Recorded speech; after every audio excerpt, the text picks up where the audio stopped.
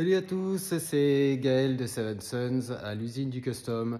Et bien voilà, je me suis dit que ces temps-ci, j'allais vous faire des petites vidéos, histoire de vous présenter des petits trésors que j'ai qui traînent à droite à gauche dans l'atelier et que je cumule, voilà, que je collectionne, que je déniche depuis pas mal d'années maintenant, hein, parce qu'on ne rajeunit pas.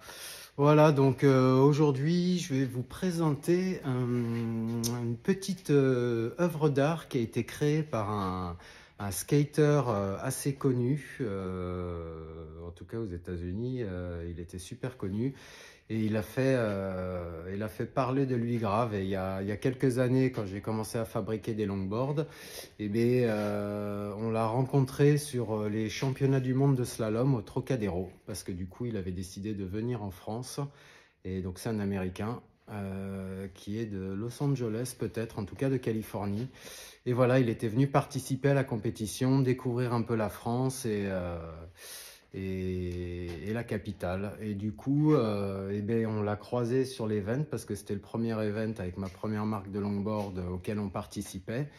Et à l'époque, mon pote Giz, qui se reconnaîtra, a beaucoup sympathisé avec lui. Et à la base, eh bien, il avait échangé ou ils avaient fait du troc avec mon pote Giz, donc de cette œuvre d'art qu'il avait ramenée avec lui des États-Unis. Et à la fin, mon petit Giz me l'a échangé contre un skate, je crois, un longboard de tête, c'était un longboard Pavel en léopard rose qui kiffait. Et voilà, moi je kiffais cette petite œuvre d'art et donc on a fait un petit échange. Donc ce skater en question, c'est Steve Olson. Alors pour ceux qui font du skate et qui s'intéressent un peu aux personnalités du skate, aux anciennes personnalités du skate, bon, qui fait toujours parler de lui aujourd'hui, je crois, aux États-Unis. Mais voilà, Mr. Olson, donc Steve Olson. Donc je vous fais voir, ça décore mon atelier. Voilà, donc ça a été une création de Mr. Olson, donc Steve Olson, un skater réputé des années 70-80 qui a toujours fait parler de lui.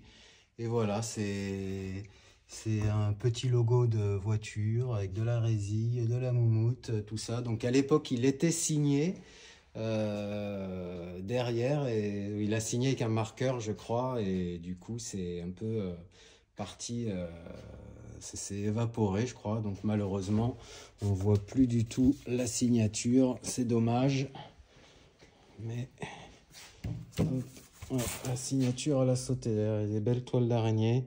Il y avait une dédicace, il avait écrit un petit truc un peu drôle derrière. Il avait fait une petite dédicace. Et du coup, ben, la dédicace a disparu. Donc bon, ça prend un peu la poussière, hein, mais en tout cas, ça décore mon atelier. Moi, j'en profite tous les jours. Donc je kiffe. There you go, Mr. Olson. If you see this, this is one of your pieces of art that's in my workshop. So there you go. If one day you come by Toulouse, please come and sign it again.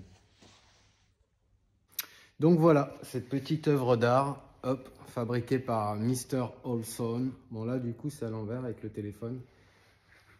Voilà. Donc voilà, ça c'est un de mes petits trésors que j'ai dans l'atelier, voilà, entre autres. Et régulièrement, je vais essayer de partager avec vous les petites choses un peu spéciales qu'il y a dans l'atelier, parce qu'il y en a par-ci par-là, c'est pas mal. Donc au moins comme ça, vous pourrez en profiter aussi, et puis ça vous fera des petites découvertes.